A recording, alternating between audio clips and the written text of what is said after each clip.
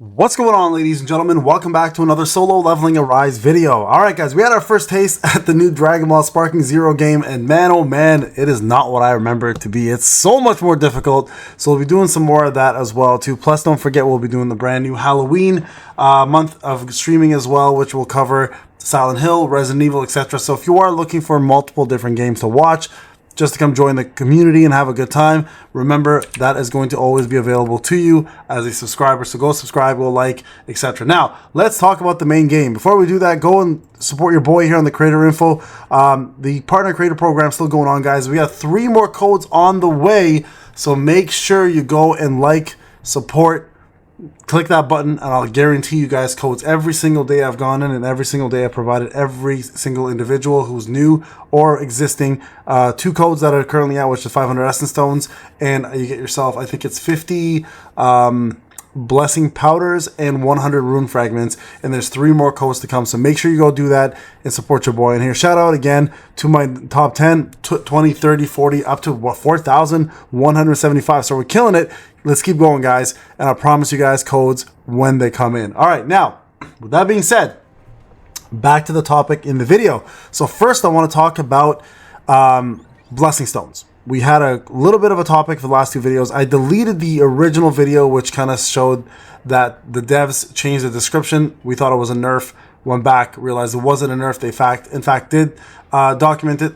I made an apology. Now we got to talk about the actual outcome of what's to expected going forward for all of our artifacts. Blessing Stones. So for Blessing Stones, the reason why I'm bringing this up is we have a brand new slot coming up specifically dedicated for survival Blessing Stones. Now you might ask yourself, what is considered a survival Blessing Stone? And that's a very, very good question, because the problem is they're really not categorized by any specific, I guess, tier. There's no DPS. I mean, we obviously know which ones are DPS ones. We know which ones are. I call them DPS, utility, and survival. I've always named them that. That was my own terminology for them. What's going to be considered a survival one? I have no idea, guys. Not sure what they classify as survival, and I'm not sure exactly what they're going to be adding as the ones we can choose from. Now, what I'm referring to, if you don't know, I'm going to show you guys real quick. I'm going to go to the forums. It was in the brand new developer notes. If I'm going in right now, and which is, by the way, seeing an update hopefully on the 10th. I believe that's when the update is. I know a lot of people were asking, and I just want to show you guys real quick where that is. Let's see, right over here. Okay, so you guys can see here the team is preparing for various details in October in addition to the updates scheduled for 10/10. So that should be coming up on Thursday. We should be seeing it. Okay, so this is what I was referring to. A new Blessing Stone slot will be added on 10/31. So this is the end of the month. We're not that far away, really. As the attack of existing magic beasts become more powerful, the surviving environment of hunters has become more harsh. To solve the issue, we're planning to add a separate slot regardless of the remaining slots for equipped Blessing Stones that can provide assistance in survival. All Blessing Stones could be equipped in the previous 4 slots, but only Blessing Stones related to survival can be equipped in the new slot. Now, I'm assuming what's going to end up happening is they're going to give us the descriptions in a separate update, but I want to talk about this in advance, especially with how bad Camouflage is now with this 30-second cooldown. This was my favorite back in the day, thinking, hell, I don't get hit more than 30 seconds anyways, but in case this could proc at any time, because again, that cooldown was never shown, it was my favorite one because of the description. Now, it's literally become one of the worst. That's right, one of the worst. So what replaces this one now as the best survival one? So let's be real. There's going to be probably a handful that I would consider still really, really good. Now, 2 of my favorites are going to come down to the daily quest completion. I actually just got this one on my free-to-play. You have completed a daily quest. Here's your reward. When your HP falls to 1, you become immortal for 4 seconds. When immortal effect ends, you will recover 2,000 HP plus an additional 16% of your max HP. I think by far this is the oh shit button in the game.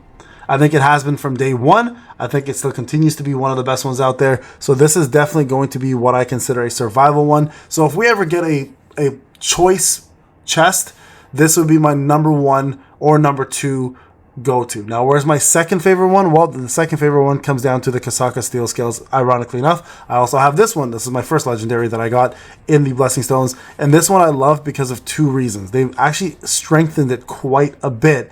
And your damage taken decreases by 15% overall, which is a really, really big amount.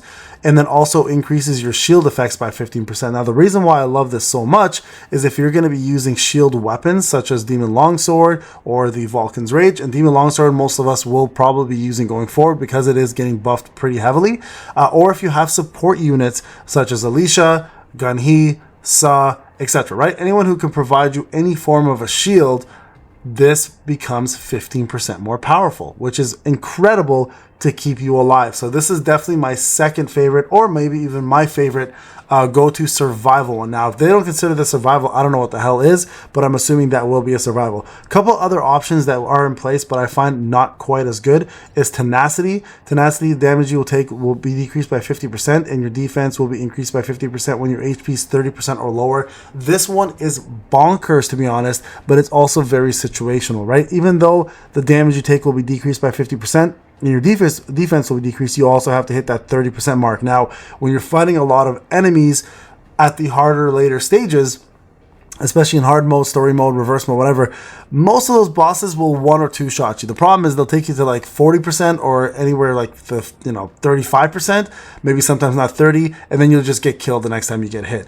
It's kind of like, it's an incredibly powerful one, but it really does need to, I wish it was like I don't know, 40% HP would have been better. 45% HP, I think, personally. But if you can hit that 30% HP mark, this is a badass one. I would say this is even more powerful than Kasaka Steel Scales at the 30% mark. By far. By far. And the beauty of this one is if you have this plus the daily completion one, right?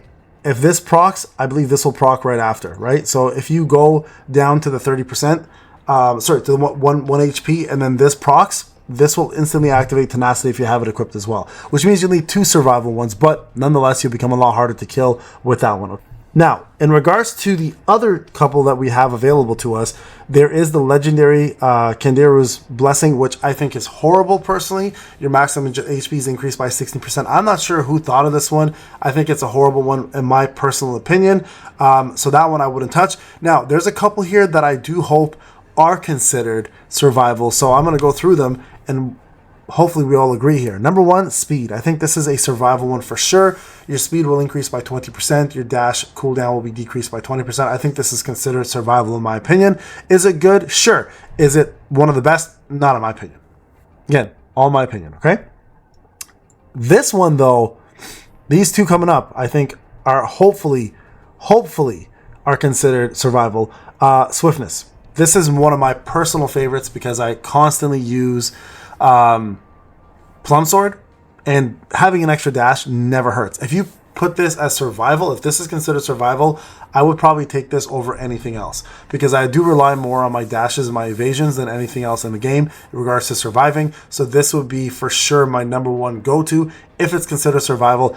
I don't know if they will actually consider this survival. That's kind of the problem. That's why I don't want to talk about it as the first place one, because I feel like the other ones are more survival. Even though dashing is survivability, they may not consider it this one. But if it is, this will definitely be one of the top three by far. By far. There's also Demon Slayer here, which is okay, but again, I don't know if this is survivability because this just increases your total MP and then gives you more MP recovery. This actually could be extremely powerful if it is considered survivability one, especially for long fights where your MP is an issue and you need to recover it. So this is going to be a pretty heavily used one, I feel, if it's there, but again, I'm not sure if it's considered survivability. Conqueror of Adversity, this is another one too where I don't know if they're going to consider this survivability just because every time you lose your HP by a certain amount, you gain attack, defense, and HP by 5%. Obviously, the lower the rarity, the lower the percentage will be. I believe it starts at 3, 4, and then 5 at Legendary. So, very powerful as well. Again, not sure if it's considered survivability. I'm just giving you a couple of these extra options. And then HP Extraction, for sure, is considered survivability. But because of the 30-second cooldown, it's absolutely garbage. Garbage. So here's what I'm hoping happens, okay? Swift Strike I don't think is also going to be considered survivability. If it is, I'll be shocked because it does increase damage, but it also allows you to use. I mean, no, I can't see this being survivability. So let's go with this. Best survivability, if it is considered survivability, will be swiftness, Kasaka scales, and daily quest completion. All right, and then after that, I'd say it's tenacity. And honestly, I would just stop there at that point, or maybe I guess where's the speed? Wherever speed is, there it is, right there. If that's considered another survivability one, so I would definitely put that on the list as well. But top three for sure. If this is considered survivability, will be swiftness, Kasaka scales, daily quest completion. Number 4 would be tenacity, and then from there, honestly, the rest is pretty garbage. Unless again, speed is considered survivability, then I put that as number 5, and then Demon Slayer number 6. If this for some way in hell is also survivability, I would put number 7. This will probably go up in terms of its popularity even further if it is survivability. And then of course, HP Extraction I think is the worst one, in my personal opinion, when it comes down to it. And then I'd say probably Camouflage. Those are probably the worst ones in this game. What Camouflage, man, what a disappointment. All right, guys, The Pain, thank you so much for watching. Let me know what you think is your favorite survivability one. Convince me if there's anything different and why. I would love to hear back from you guys. Talk to you in the next video. Take care.